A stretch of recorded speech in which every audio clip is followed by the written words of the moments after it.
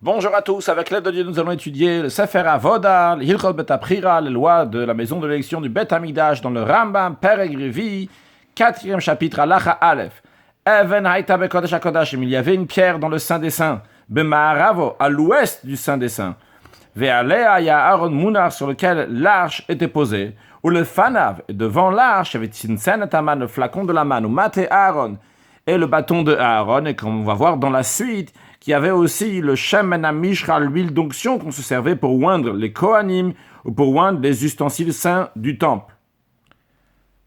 Comme on peut le voir sur cette image, on voit ici donc la pierre, il y a écrit dans la Mishnah que c'était haut de 3 etzbaot, qui correspond à environ 6 cm, ça dépassait.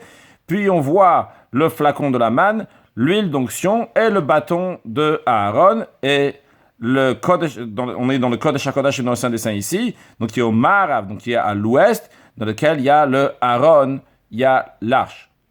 Ou Be'et Shebana Shlomo Tabayit, lorsque Shlomo HaMelech, le roi Salomon, a construit le premier temple, Ve'yada Shesofo Lecharev, il savait que le premier temple allait finir par se détruire.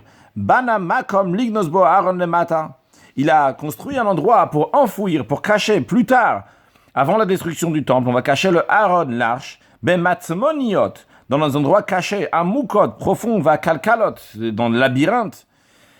Et quand est-ce que ça s'est fait, qu'on a caché, on a enfoui le Aaron? C'est Yoshiyahu HaMelech, c'est le roi Yoshiyahu, qui était donc roi les années avant la destruction du temple, comme c'est écrit dans les chroniques, que Yoshiyahu, il a régné pendant 35 ans, jusqu'à 22 ans avant la destruction du temple.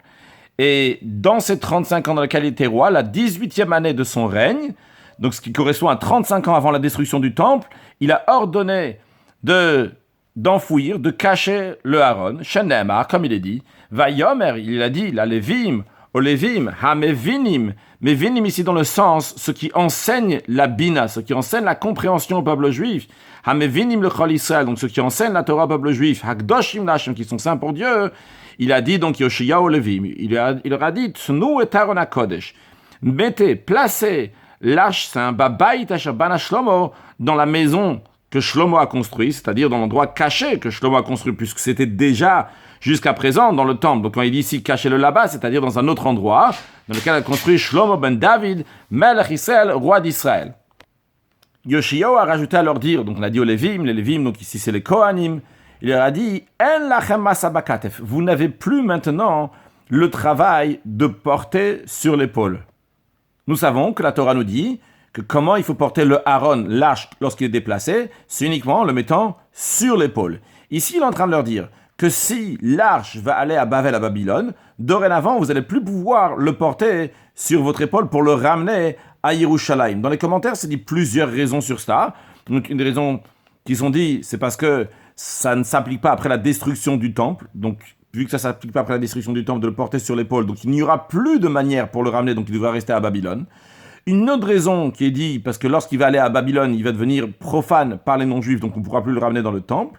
Et une autre raison qui est ramenée, c'est que peut-être le roi de Bavel va pas laisser reprendre l'arche et le ramener à Yerushalayim. Donc en tous les cas, il leur a dit En lachem masa bakatef. Donc maintenant, vous n'allez plus pouvoir le ramener donc sur votre épaule. Ata. Donc maintenant, qu'est-ce qu'il vous reste à faire, vous les Kohanim?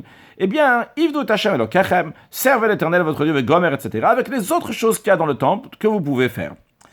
Le Rambam nous dit, lorsqu'on a enfoui, lorsqu'on a caché le Aaron dans ses souterrains, Venignaz, dans ce souterrain, Venignaz imomate Aaron, avec l'arche, ça a été aussi enfoui, caché, le bâton de Aaron, Vetzinsen et Taman, le flacon de la manne, Veshemen HaMishra, et l'huile d'onction.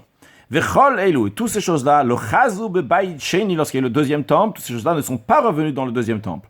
Le Rambam rajoute, en plus de ces choses-là qui ne sont pas revenues dans le deuxième temple, Ve'af Urim Vetumim, de même, on se les Urim Vetumim. Donc, c'est les pierres du Choshen, donc qui s'appelaient Urim Vetumim, parce qu'ils éclairaient, ils disaient des choses précises. Lorsque le Kohen Gadol demandait une question à Dieu, il y avait des lettres donc, qui s'affichaient, et les lettres qu'il y avait dessus, donc de Reuven, Shimon, etc., donc des 12 tribus, qui s'affichaient, qui éclairaient, et par cela, donc le Kohen pouvait savoir quelle est la réponse. Alors, le Rambam nous dit que c'est Urim Vetumim, le Chazu bebayit, donc Shayu bebayit sheni, qu'il y avait dans le deuxième temple. Donc, ils étaient là concrètement. Il y avait ces pierres. Mais ils ne répondaient pas avec l'Esprit Saint comme c'était dans le premier temple. Et c'est la raison pour laquelle, qu'on ne demandait pas donc de questions avec les Urim Vetumim. Shenemar, comme il est dit à l'époque du deuxième temple, lorsque les Juifs sont revenus de Bavel, il y avait certains Kohanim qui n'avaient pas leur généalogie, on n'était pas sûr donc s'ils étaient Kohen ou pas, et donc ils ne pouvaient pas manger de ce qu'on appelle les Kodesh Kodashim, des choses qui sont saintes, qu'uniquement le Kohen peut manger. Et là-bas, l'expression, il dit qu'ils ne pourront pas en manger ad amod Kohen, les Urim Vetumim, jusqu'à que le Kohen aura les Urim Vetumim. Ça veut dire, lorsque Mashiach va venir, qu'à ce moment-là, ils vont pouvoir, les Urim Vetumim à nouveau vont fonctionner, pouvoir répondre à ça. D'où on en déduit que dans le deuxième temple, il n'y avait pas les Urim Vetumim, c'est-à-dire qu'ils ne répondaient pas, bien qu'encore une fois, les pierres étaient là. Alors pourquoi on le faisait dans ce cas-là si ça ne répondait pas? Le Rambam dit,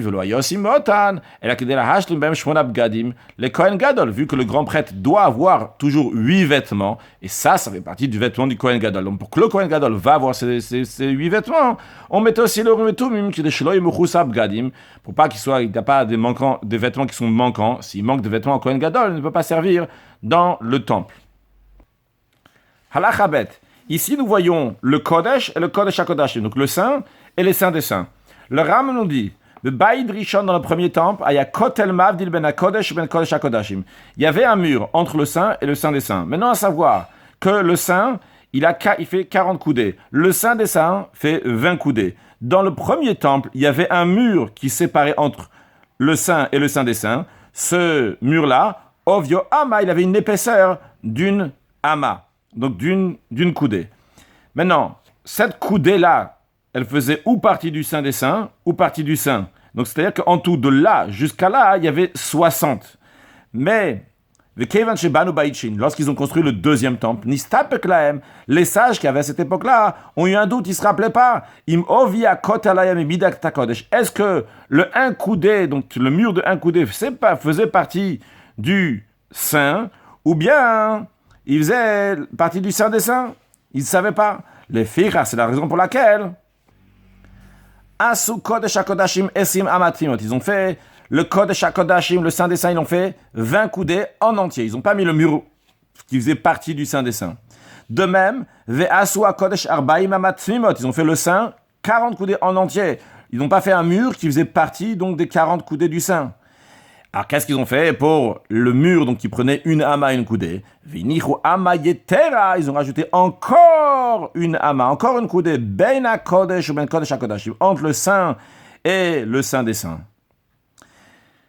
Donc, en tout, de là jusqu'à là, il y avait dorénavant 61. Le Ram nous dit encore une chose.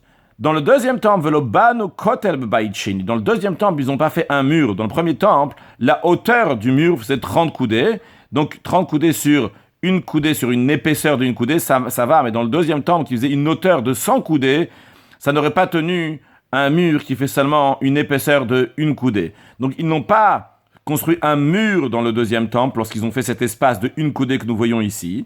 Et la asushte parochot. Ils ont fait 2 rideaux. Un rideau ici, un rideau ici, avec un espace au milieu. Donc, tout ça dans la coudée même. Echad mitzad HaKodesh, Kodesh HaKodashim, donc un rideau du côté du Saint des Saints, Echad mitzad HaKodesh est un du côté du Saint, ou benem, entre eux, il y a une ama. Quand on dit entre eux, il y a une coudée, il n'y a pas une coudée en entière, parce que chaque rideau, il fait un tefar. Un tefar, c'est une palme. Une coudée, ça fait 6 tfachim. Donc, si chaque rideau, il fait un tefar, ça veut dire qu'entre les 2 rideaux, il y avait 4 tfachim, ce qui est un peu moins qu'une ama. Pourquoi donc ils ont fait ça? Ça correspond à l'épaisseur du mur qu'il y avait dans le premier temple. Aval ben migdash rishon, dans le premier temple,